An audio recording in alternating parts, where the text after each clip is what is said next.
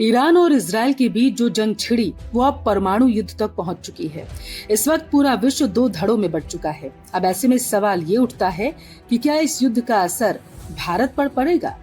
विशेषज्ञों का मानना है कि इराक, जॉर्डन, लेबनान, सीरिया और यमन जैसे पश्चिमी एशियाई देशों के साथ भारत का व्यापार प्रभावित होगा। युद्ध की वजह से ईरान और इजराइल को होने वाला भारत का निर्यात पहले से ही प्रभावित है। अमेरिका की ओर से ईरान पर किए गए हमलों ने स्थिति को और गंभीर बना दिया। इसमें कच्चे तेल की कीमतें बढ़ सकती हैं और महंगाई भी बढ़ सकती है। ग्लोबल ट्रेड रिसर्च इनिशिएटिव का कहना है इस तनाव से भारत के 8.6 अरब डॉलर के निर्यात और 33.1 अरब डॉलर के आयात पर असर पड़ सकता है, यानी 41.7 अरब डॉलर पर व्यापार का खतरा है। ईरान और इजराइल के बीच युद्ध अब बढ़ने की आशंका जताई जा रही है। इस वजह से पश्चिमी एशिया के कई देशों के साथ भारत का व्यापार प्रभावित भी होगा।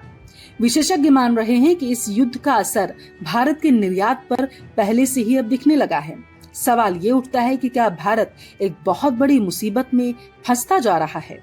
ईरान इजराइल युद्ध के कारण एक और महत्वपूर्ण व्यापार मार्ग होर्मुज जलमध्यमध्य भी अब प्रभावित होगा। होर्मुज जलडब्रुमध्य एक बहुत ही महत्वपूर्ण समुद्री रास्ता है जिससे तेल के जहाज गुजरते हैं। यह मार्ग जो है तेल टैंकर की आवाजाही को प्रभावित कर सकता है। तेल टैंकर नए मार्ग खोजेंगे, लेकिन इससे कच्चे तेल की कीमतें और ज्यादा बढ़ जाएंगी क्योंकि उन्हें लंबा रास्ता तय करना पड़ेगा। इसका महंगाई पर भी सीधा असर दिखेगा क्योंकि कच्चे तेल की कीमतें अन्य उत्पादों के दाम में महत्वपूर्ण भूमिका निभाती हैं। इसका मतलब है कि तेल के जहाजों को दूसरे रास्ते से जाना होगा, जिससे तेल ज्यादा महंगा हो जाएगा, महंगाई भी बढ़ेगी। पश्चिम एशिया में तनाव बढ़ने से भारत के व्यापार पर बुरा असर पड़ेगा। इराक, जॉर्डन, लेबनान, सीरिया और यमन के साथ भारत का व्यापार खतरे में पड़ सकता है।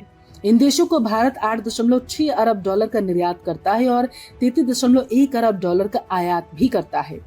देखिए, इस गलियारे में माल ढुलाई लेन, बंदरगाह तक पहुंच या वित्तीय प्रणालियों में कोई भी व्यवधान भारत के व्यापार प्रवाह को बुरी तरीके से प्रभावित करेगा।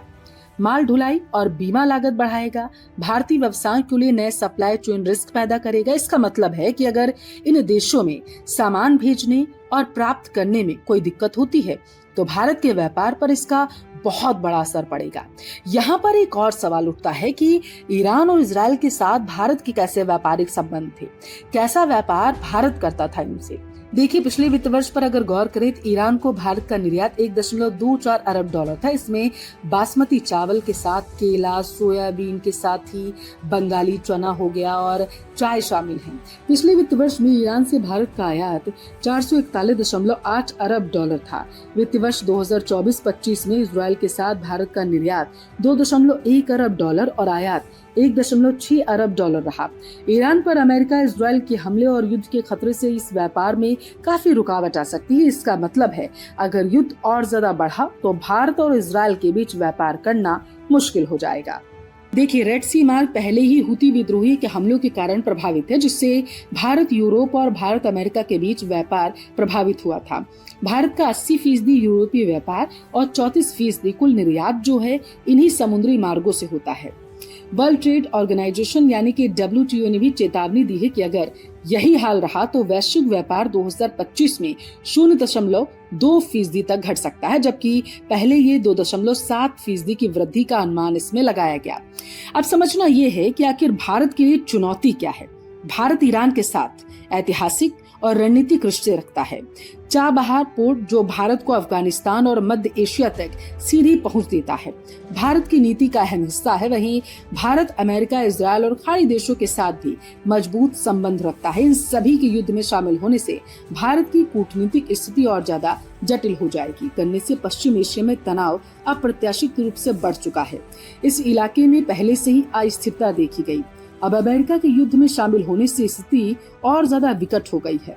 भारत के लिए यह सिर्फ एक दूर का संघर्ष नहीं, भारत के लिए इजराइल और ईरान दरअसल दोनों के साथ ही गहरे संबंध है और अच्छे नाते रहे। इसलिए यह मामला भारत के लिए रणनीतिक, कूटनीतिक, आर्थिक, मानवीय हितों से भी जुड़ा है। भारत चाहकर भी इस संघर्ष से पूरी तरीके से अपना मुंह नहीं मोड़ सकता और न ही इजराइल या ईरान इस कठिन समय में भारत से ये उम्मीद करते हैं कि वो उनसे मुंह मोड़ ले। कुछ भी हालात हो, भारत अब फंस चुका है। देखिए, अमेरिका और इजराइल अब भी करीब हैं। अमेरिका पहले इजराइल को खुफिया जानकारी और मिसाइल सुरक्षा प्रणाली से मदद करता था, लेकिन अब उसने ईरान के परमाणु ठिकानों पर हमला करने के लिए B-2 बम वर्षक विमानों का इस्तेमाल किया। इससे पता चलता है अमेरिका सीधे तौर पर इजराइल को सैन्य मदद देने के लिए पूरी तरीके से तैयार है। इजराइल लंबे समय से ईरान के परमाणु हथियारों के बारे में चिंतित था, लेकिन उसके पास फोर्डो तक पहुंचने की ताकत नहीं थी। फोर्डो एक पहाड़ के 3000 फीट नीचे स्थित है। अमेरिका के हमले ने इजराइल को वह मौका दे दिया जो वह सालों से तलाश रहा था। सरसरी तौर पर देखें, भारत एक मुश्किल स्थिति में है। उसके इजराइल के साथ बेहद अच्छे संबंध है। दोनों देशों के बीच रक्षा, खुफिया जानकारी और तकनीक का आदान प्रदान होता है। ईरान भारत के लिए एक महत्वपूर्ण आर्थिक और सांस्कृतिक भागीदार है।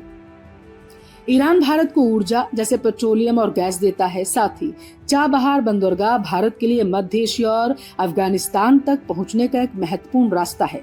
इसमें भारत ने बहुत बड़ा निवेश भी कर रखा है। भारत हमेशा से ही पश्चिम एशिया को लेकर सतर्क रहा है। उसने मल्टी अलाइनमेंट की नीति का पालन किया। इसका मतलब है उसने इजराइल, ईरान, खाड़ी देशों, अमेरिका जैसे परस्पर प्रतिद्वंदी देशों के साथ संबंध बनाए रखे, लेकिन अमेरिका के इस संघर्ष में शामिल होने से भारत को अपनी नीति पर फिर से विचार करना पड़ सकता है। दूसरी तरफ अमेरिका की लड़ाई में उतरते ही ईरान बहुत कमजोर हो गया। एक हफ्ते में ही उसके सैकड़ों लोग मारे गए। उसके परमाणु ठिकानों पर हमला हुआ। 1989 के इस्लामी क्रांति के बाद ईरान इतना कमजोर शायद कभी नहीं देखा गया। उसके क्षेत्रीय सहयोगियों जैसे हमास, हिजबुल्लाह और हूती को भी इजरायली हवाई हमलों से भारी नुकसान पहुंचा। यहाँ तक कि ईरान के सुप्रीम लीडर खामनेई की पकड़ भी कमजोर होती दिखी। इस बीच ईरान के जो समर्थक हैं, हमास, हिजबुल्लाह और हूती, दुम दमाकर कहीं बैठे हुए हैं। लेकिन हमें ये भी नहीं भूलना चाहिए कि इस परिस्थिति से भारत अच्छा मौका भी निकाल सकता है। समझिए कैसे। भारत ने हमेशा ही तटस्थ रहकर काम किया। रूस यूक्रेन युद्ध में भी उसकी यह रणनीति कारगर साबित हुई थी। ईरान के साथ भारत के पुराने संबंध है और यह भी एक अच्छी बात है कि भारत ने किसी भी पक्ष को सीधे तौर पर सैन्य मदद नहीं दी है। लेकिन पाकिस्तान ऐसा नहीं कर पाया। खबरों के मुताबिक पाकिस्तान ने अमेरिका को अपने क्वेटा एयरबेस का इस्तेमाल करने दिया। इन परिस्थितियों में मौजूदा जियोपॉलिटिक्स में भारत को कम से कम खाड़ी के देशों में पाकिस्तान के खिलाफ ज्यादा से ज्यादा मुल्कों को गोलबंद करने का मौका मिल चुका है। लेकिन हमें ये भी नहीं भूलना चाहिए कि इस अंतर्राष्ट्रीय संकट से भारत को खतरा भी है। खाड़ी और मध्य पूर्व में भारत के 80 लाख से ज्यादा नागरिक हैं। उनकी सुरक्षा सबसे ज्यादा जरूरी है। देखिए, भारत पहले ही ईरान से 1400 के आसपास छात्रों को निकाल चुका है और उसे इजराइल से भी ऐसा करना पड़ रहा है। दूसरी तरफ भारत की ऊर्जा सुरक्षा भी खतरे में है। भारत अपनी जरूरत का लगभग 60% कच्चा तेल इसी इलाके से आयात करता है और यह स्थिति गैस के साथ भी है। अगर स्थिति और बिगड़ती है तो ऐसे में जानकारों का मानना है कि इन हालातों में भारत को सैन्य रूप से तटस्थ रहना चाहिए, लेकिन राजनयिक रूप से उसे अमेरिका, ईरान, इजराइल और खाड़ी देशों सहित सभी पक्षों से बात भी करनी चाहिए। उसे अपने नागरिकों, ऊर्जा मार्गों, क्षेत्रीय प्रभाव की रक्षा करने की दिशा में हर संभव कोशिश करनी चाहिए। ईरान कमजोर हो गया, क्षेत्र में उसकी अस्थिरता है। ऐसे में भारत की भूमिका और भी ज्यादा महत्वपूर्ण हो गई। भारत एक स्थिर शक्ति है, उसके सभी पक्षों के साथ अच्छे संबंध हैं। ऐसे समय में जब वैश्विक गठबंधन तेजी से बदल रहा है, भारत की ताकत रणनीतिक संयम और समझदारी भरी कूटनीति दिखाने में ही है, वरना देश में महंगाई और अस्थिरता बढ़ेगी। क्या लगता है आपको, भारत की अगली कूटनीतिक चाल क्या हो सकती है, या फिर भारत को आगे ऐसा क्या रुख अपनाना चाहिए जो सभी देशों के साथ समन्वय बन सके? मुझे कमेंट करके अपनी राय जरूर दें। जय भारत।